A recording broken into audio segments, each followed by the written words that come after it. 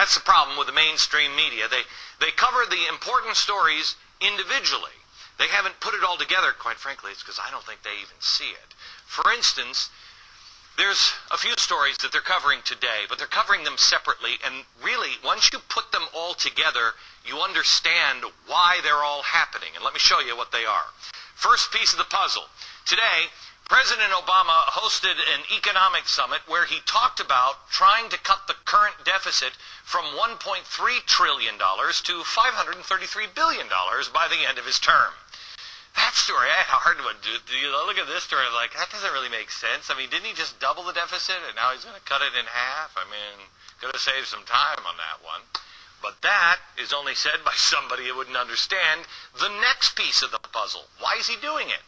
Well, while Obama was spending $787 billion here at home, Hillary Clinton got on a little airplane and, she went over to China, hat in hand, to try to convince them, please buy our debt. We'd like more, please. She said, quote, we're truly going to rise or fall together. Well, this story made the rounds, but unless you know the next story and the last one, it doesn't really make sense. Next piece of the puzzle.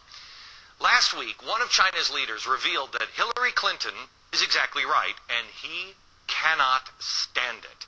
He was so frustrated about our financial mismanagement that he said, and this is an actual quote, we hate you guys, but there's nothing much we can do, end quote. And now, the last piece of the puzzle. Hey, maybe you should buy some gold.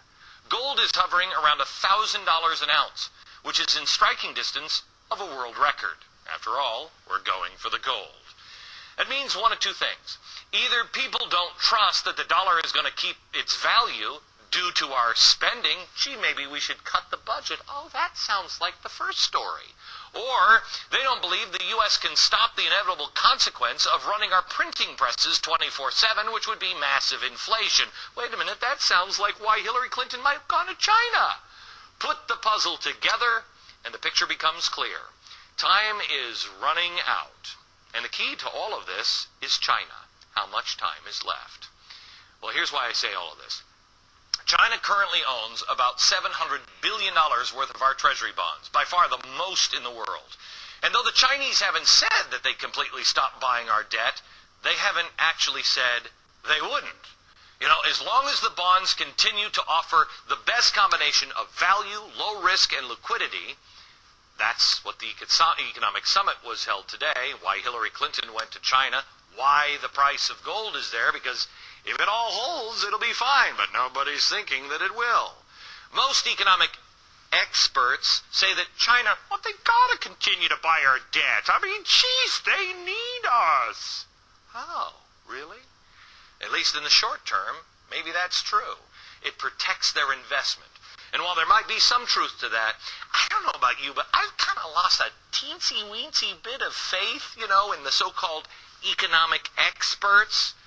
So now China has a decision to make, and so do we. China's decision, when do they cut their losses and decide to stop throwing good money after bad?